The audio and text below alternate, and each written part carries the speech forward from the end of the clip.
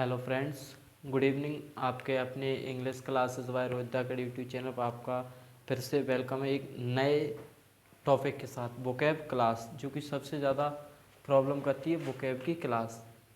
Vocabulary हमें सबसे ज़्यादा वर्ड मीनिंग हमें क्या करती है, परेशान करती है। तो इसके लिए हमने स्टार्ट किया वोकैब क्लास फर्स्ट। इसमें हम देखेंगे किस तरीके से हमें वोकैब को पढ़ना है। देखिए, पहला तरीका है mnemonics. Mnemonics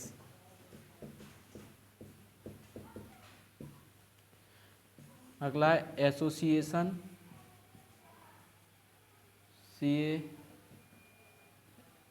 association and dissociation. Dissociation.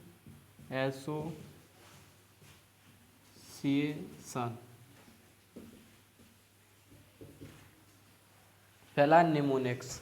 Mnemonics किसे बोलते हैं? निमोनिक्स इसको बोलते हैं relative discussion of word. Relative discussion of word यानी किसी वर्ड को, एक वर्ड को दूसरे वर्ड से रिलेट करके याद करना ही क्या है? Relative discussion of word. अगला होता है एसोसिएशन एंड डिसएसोसिएशन। एसोसिएशन और डिसएसोसिएशन को हम बोलते हैं, जैसे मैंने लिखा है यहाँ अफेक्ट,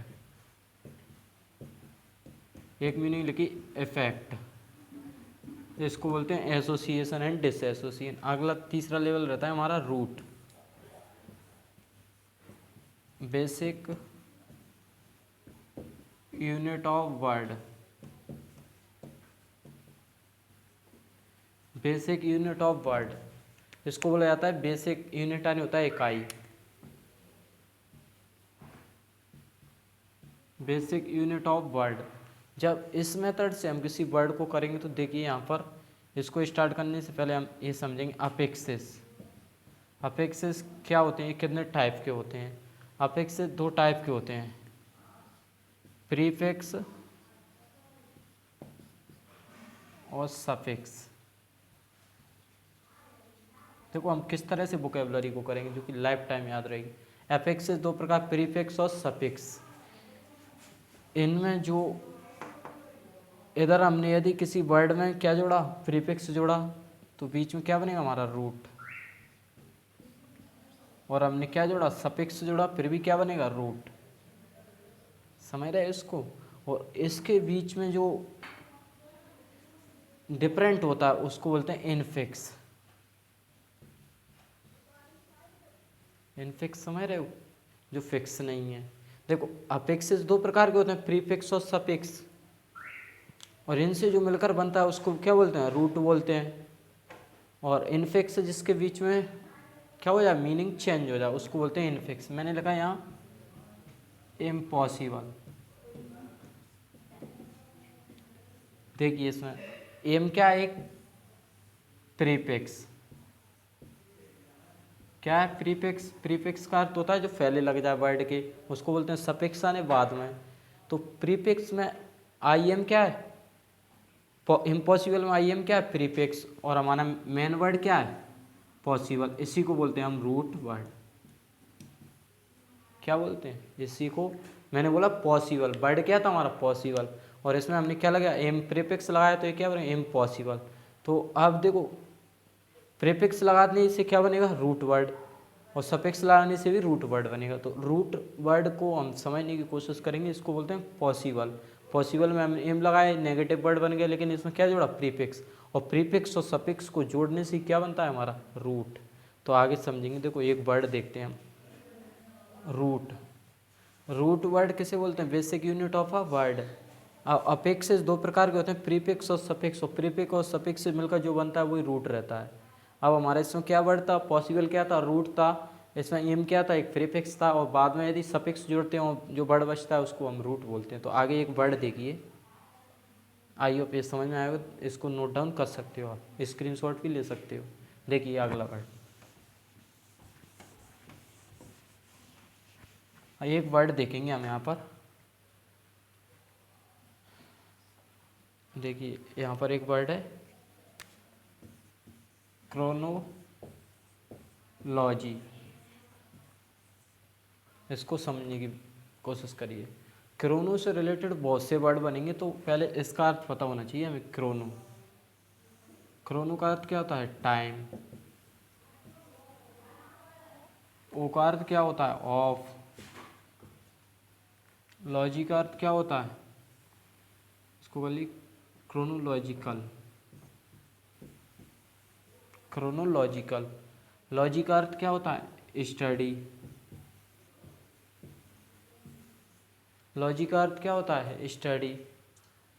CAL एक एडजेक्टिव का कार्य करता है। यदि किसी वर्ड के लास्ट में CAL आता है तो वो एडजेक्टिव बनाता है।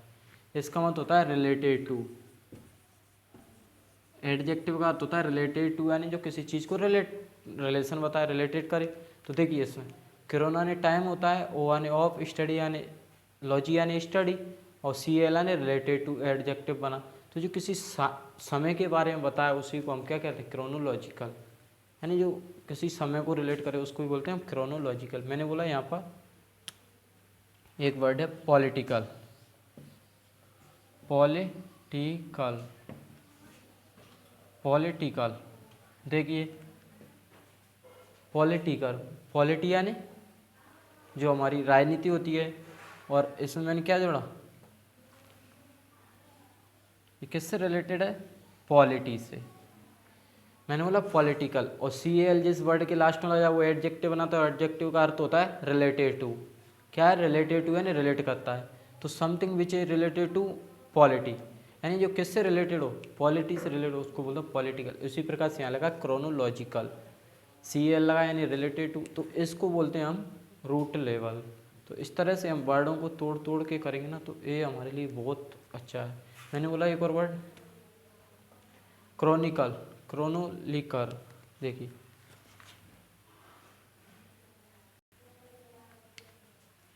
देखिए मैंने एक वर्ड लगा है टीच। टीच क्या? एक वर्ब है। इसका अर्थ क्या होता है? पढ़ाना। और एक बात याद रखिए, यदि किसी भी वर्ड में ER OR जुड़ता है तो वो क्या बताता है? किसी पर्सन को बताता है। मैंने यहाँ टीच बोला, लेकिन मैं एक वर्ड और सुना हुआ आपने टीचर। देखिए टीचर नहीं होता है वर्ब, पढ़ाना। मैंने यहाँ बोला टीचर, इसमें क्या जुड़ रहा है हमारा? ER। तो देखिए ER OR जुड़ेगा किसी वर्ड में तो वो किसको बताएगा? पर्सन को। इस बात को ध्यान रखना, नोट पॉइंट करके लाए। ER और OR यदि किसी वर्ड के लास्ट में जुड़ता है तो वो किसको बताता है? पर्सन को। तो टीचर का अर्थ होता है जो पढ़ाने का कार्य करता हो, उसी को हम टीचर बोलते हैं। जैसे मैंने बोला सिंग एक वर्ब है, उसमें मैंने ER लगाया। सिंगर जो गाने का कार्य करे, गाना गाने वाला, उसको बोलते हैं सिंगर। तो आइए जो मैंने आज वोकैब की फर्स्ट क्लास में आपको जो चीज़ें बताई, किस तरह से हम वोकैब को करेंगे, किस तरह से रूट लेवल पर कार्य करेंगे, आइए अब समझ में आएगा। इस तरीके से करने से आपको बहुत फ़ायदा होगा। एक एक वर्ड को आप तोड़ तोड़ कर सकते हो। तो आइए अब ये सेशन आपकी समझ में आएगा। और जो भी इस चैनल से पढ़ रहे हो वो चैनल को सब्सक्राइब कर लेना, और वीडियो अच्छी लगे तो कमेंट करके ज़रूर बताओ। Thank you so much.